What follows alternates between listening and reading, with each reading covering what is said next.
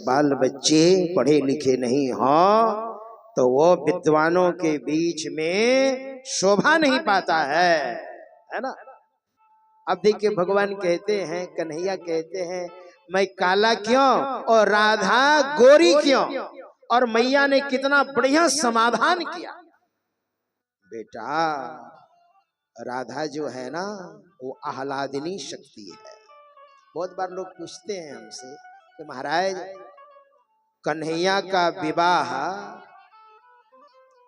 राधा के साथ हुआ कि नहीं। हमने कहा बिल्कुल नहीं हुआ।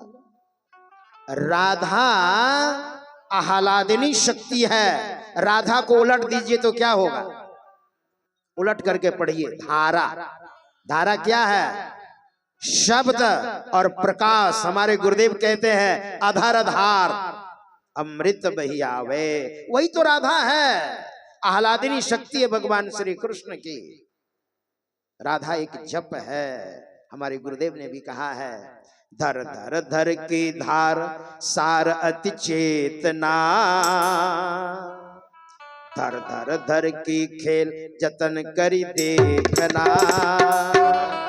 धर में सुख मन घाट दृष्टि ठहराई के, अरे हारे में ही यही घाटे चढ़ जाओ धरा धर धाई के, धर धर धर की धार सार अति चेतना, धर धर धर का खेल जतन कर देखना, धर में सुख मन घाट दृष्टि ठहराई के, अरे हारे में ही यही घाटे चढ़ जाओ धरा धर धाई के, तजो पिंड चढ़ जाओ ब्रह्मांड ही वीर हो, पेलो सुख मन दृष्टि शिष्ट ज्योति रहो, बिंदु नाद अगुवाई तुम्हें ले जाएंगे, अरे हारे में ही ज्योति मंडल सहनाथ की सैर दिखाएंगे,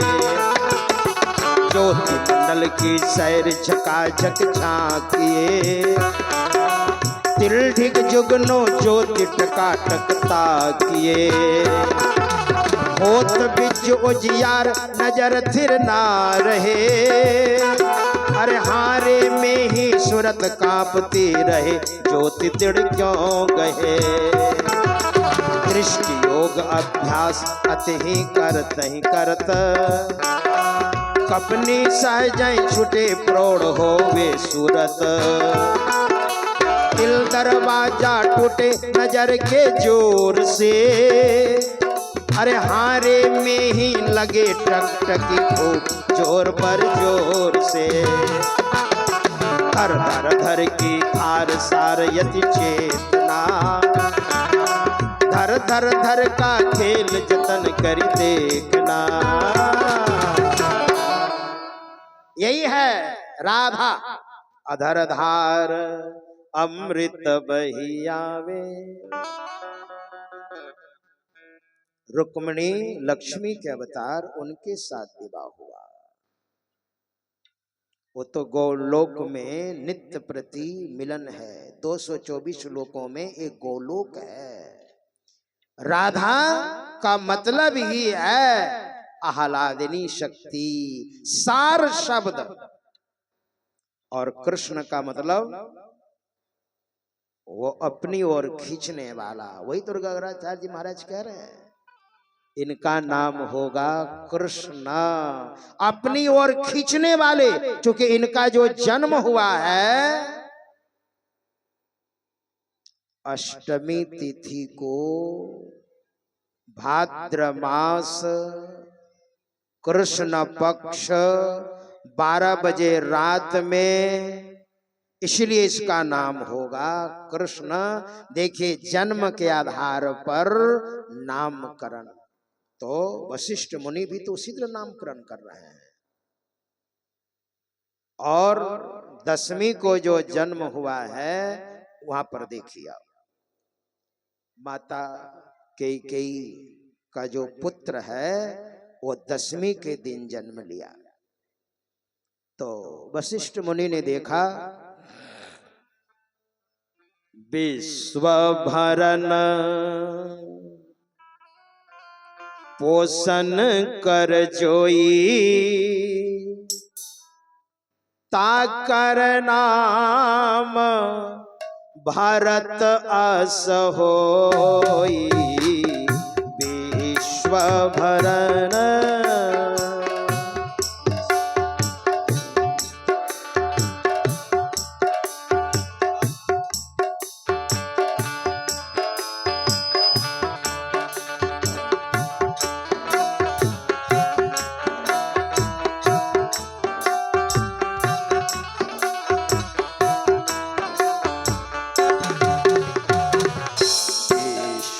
भरन पोषण कर जोई, ताकर नाम भरत अस होई, विश्व भरन।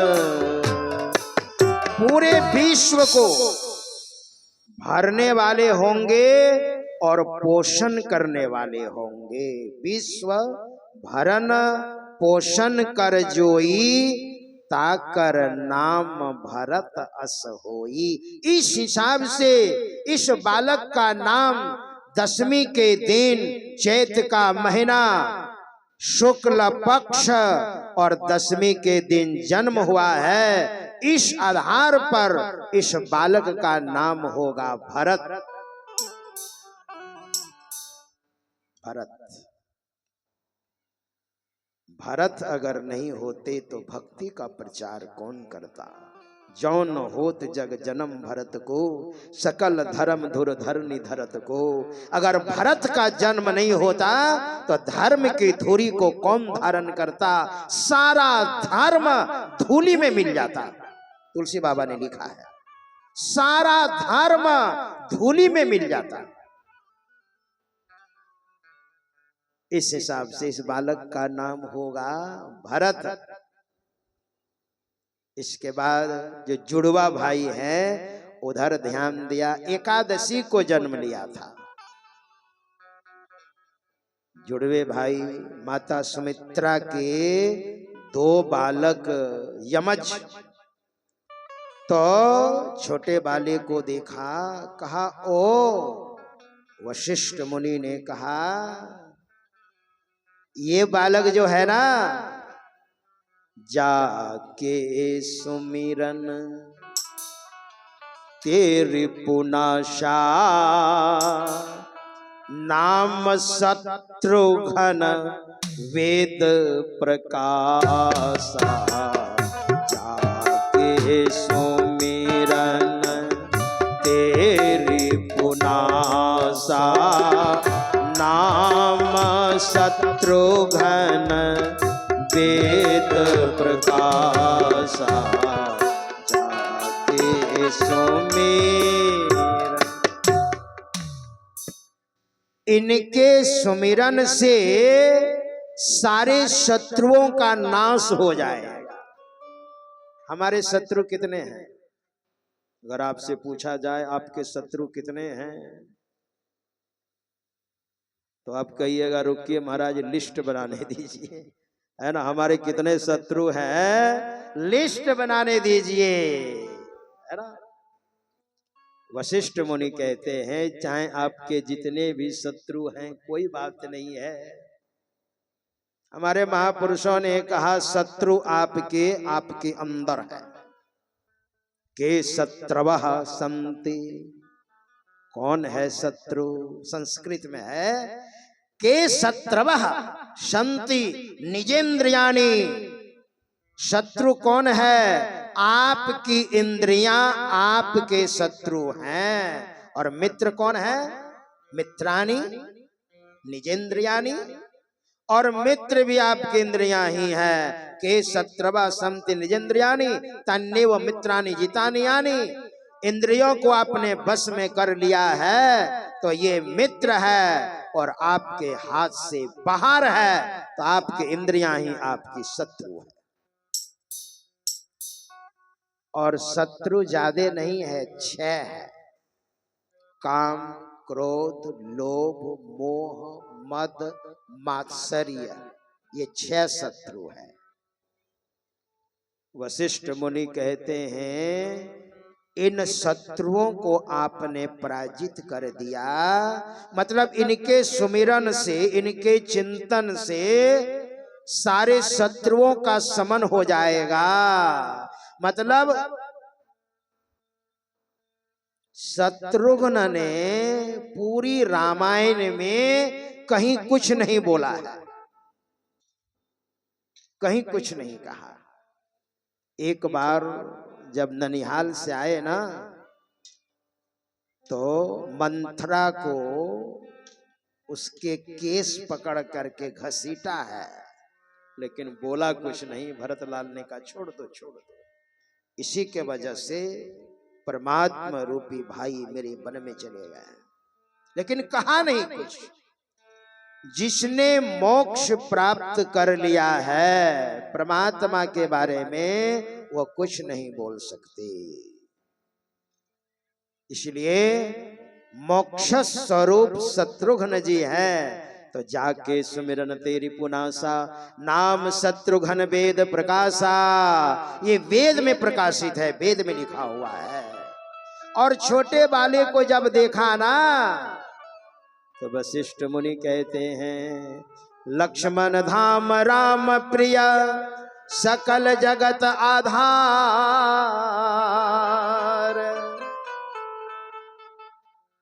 गुरु वशिष्ठ ते ही राखा, लक्ष्मण नाम उदार। वशिष्ठ मुनि ने कहा ये जो छोटे वाले हैं ना, इसका जो लक्षण है, लक्षण लक्ष्मण धाम राम प्रिय, ये भगवान श्री राम की सेवा करने वाले होंगे, इसका लक्षण बता रहा है। देखिए सबका लक्षण होता है। मुझे बहुत बार लोग कहते हैं बाबा आप ऐसे बोलिए ना, ऐसे बोलिए ना, बोल देना। वो एक माता जी भी आज बोल रही थी बाबा ऐसे भजन गाइए ना। हा? वो माता जी बैठी आगे।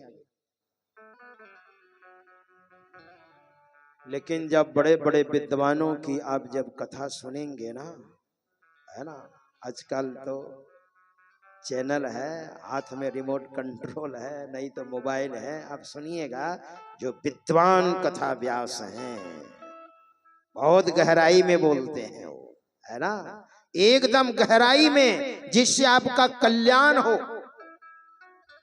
ज्ञान होगा तब ना। और केवल हास्य, हाँ हास्य भी जरूरी है, हास्य प्रसंग भी जरूरी है। अब हंसेंगे नहीं ना तो एक नंबर में प्रेशर हो जाएगा। हंसने वाले को प्रेशर नहीं होता है।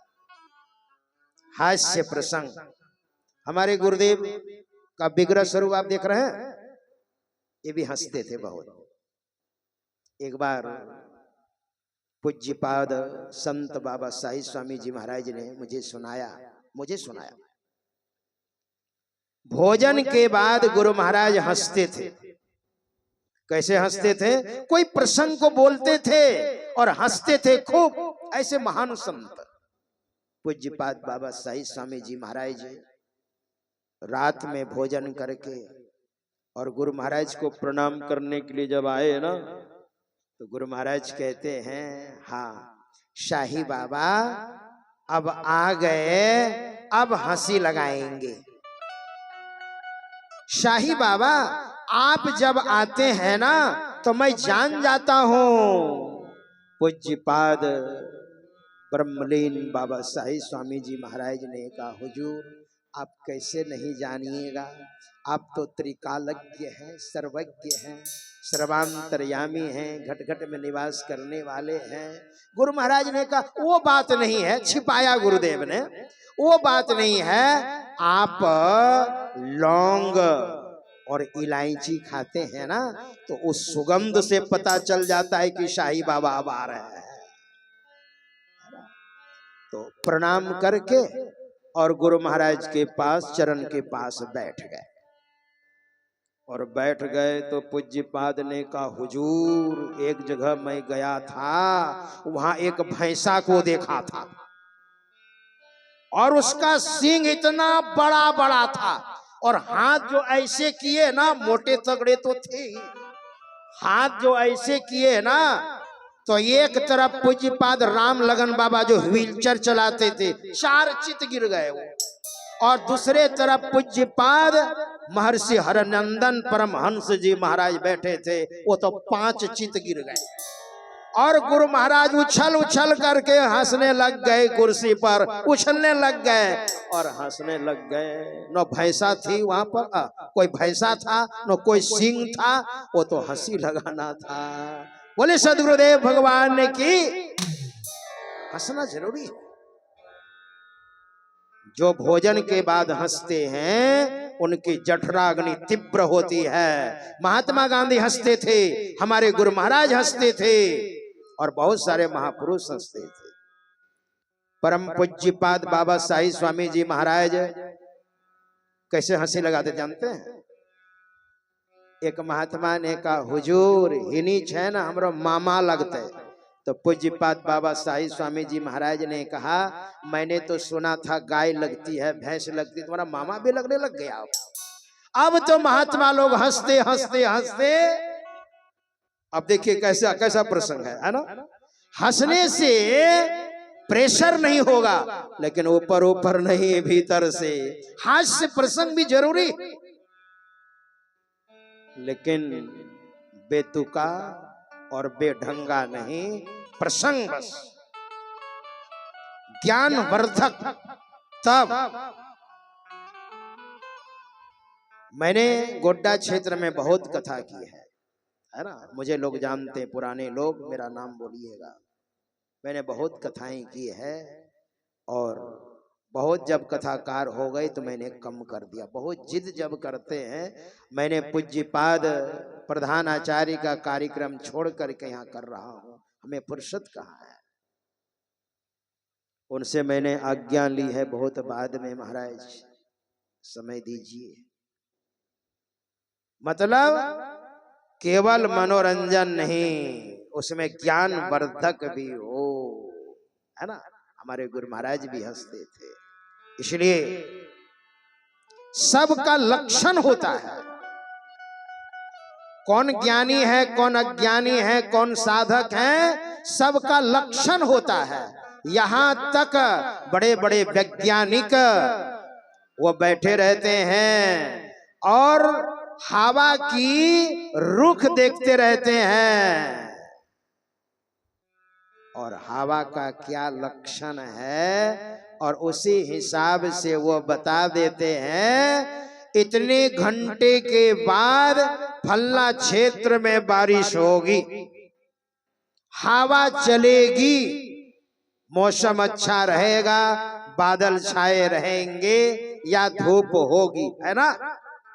सबका लक्षण होता है।